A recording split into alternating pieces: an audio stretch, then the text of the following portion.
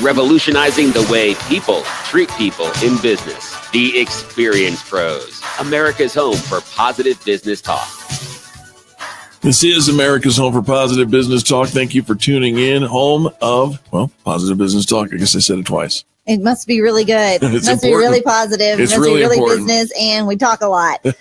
Thank you so much for hanging out with us, for sharing with your friends. Remember, you can follow us on Facebook, where we Facebook Live our program every single day in quick little 10-minute segments. You can get just the juicy content you want. We're talking a little bit now about winning more sales, right? We're in business to make a living, to create revenue.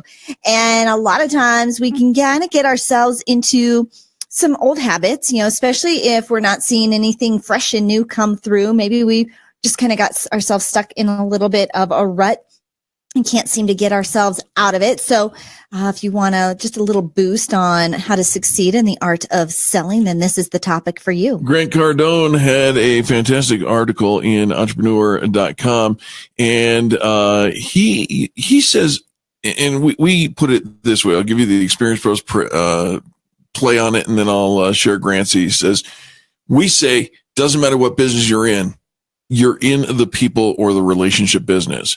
Grant says, just remember, you're in the people business. Right. A lot of times we get caught up in what we're selling, in the product we're selling, our deadlines, our goals, and especially if we've got a network marketing company, we've got our quotas, or even if we have quotas, it doesn't even matter if it's network marketing, we have our quotas, right? But customers want to be treated as human beings, not as another number, not as a transaction.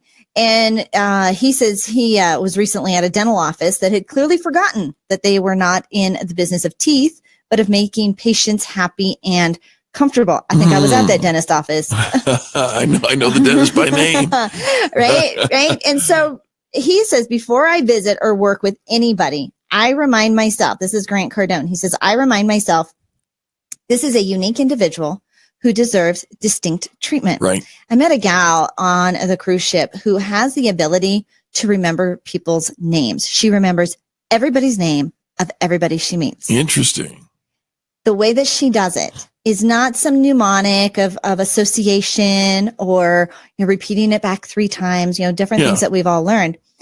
She says, when she meets somebody and she's introduced to them, she is thinking about them as a human being, that this is a unique person with values and heart and dreams and goals. Right. This person is important. And she thinks that as she is being introduced to this person. She says, if I don't remember your name, it's because I was not thinking about you when I was introduced to you. I was thinking, gosh, does my hair look great? I'm running late. I didn't get a good parking spot. What time does this end? How long are we going to be here? Which are things we all think about. Sure. The reason we don't remember people's names is because we're not thinking about them when we meet them. So she takes a moment to remind herself, just like Grant does, this is a unique individual who deserves distinct, unique treatment. I love this. Right? You say that to yourself, and because it seems corny and it seems like something you would completely overlook. But when you set your brain and tell your brain this person is important, you're going to listen to them more. Right. You're going to value them more as a human being. You're going to get out of your own way. What's that got to do with sales? Everything. Absolutely. Number 2, he says, focus on the results, not the effort. The sales game is not one of organizing, planning, or going to meetings. It's about getting those results. At the end of the day, is the needle moving in the direction of putting money in the bank? But how we all focus on effort. I went to this networking event. I made this many phone calls. I'm sending out this many posts. I'm following up. I'm doing. Okay. So what? How many sales did you close? But I'm trying. Right. But I did all this and I called. I can't get people to call me back and they're not replying to my emails. Yeah. You don't try to get an appointment. You either get it or you don't. Yes. Period. How about this? If you want to increase your sales acumen, do the thing that is uncomfortable. Go out and put yourself in a position where few others are willing to put themselves. Grant Cardone says, I always call my toughest clients first and keep calling on them long after everyone else has given up. Yep. Most of the time we will connect 3 times in follow-up to a prospect. After the 3rd time, we kind of give up. And yet we all have been taught and we've all learned it takes 7 to 14 impressions before they'll buy. Right. And we give up after 3. So we've learned the math. we know the skills, we know the formula, and we don't do it. So he says once a month, I make a list of our company's most difficult customers, and I create a plan on how to get those accounts. He says the first month we incorporated the strategy. I landed one of my most biggest deals of my career. Wow. You can't bring the big deals home without getting into the deep waters where the big fish swim. I love that. Number 4, you want to increase your sales? Be prepared to wow, not just impress. Wow your customer. So often we just are kind of going through the motions, right? I'm going to sell you this. You're going to give me your money. I'm going to give you the product and we're good. Right? But where's the wow factor? Where's the magic? My daughters both attended the Disney College program this year, and one of their standards or one of their, tiers of policy, I guess, is right. to create magical moments. Create a magical moment for your guest.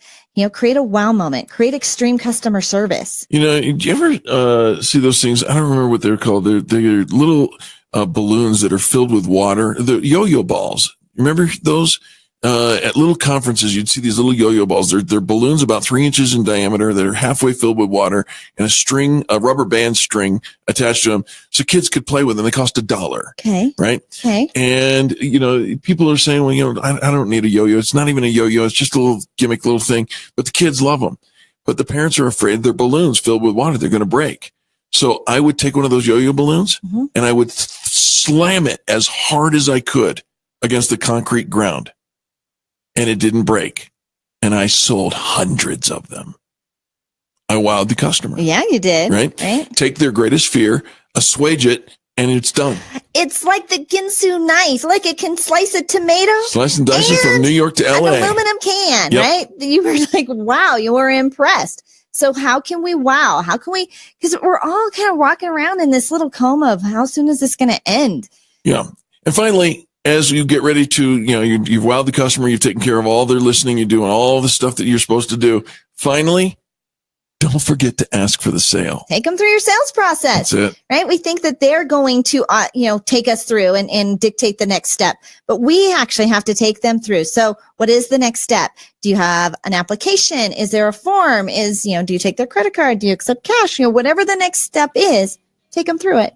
All right. And on that note, we're going to let you guys go because it is time for the top of the hour news break. But don't go too far because when we get back, a whole another hour of positive business talk is ahead. Angel Tussey, Eric Kramer, this is the Experience Pros Radio Network.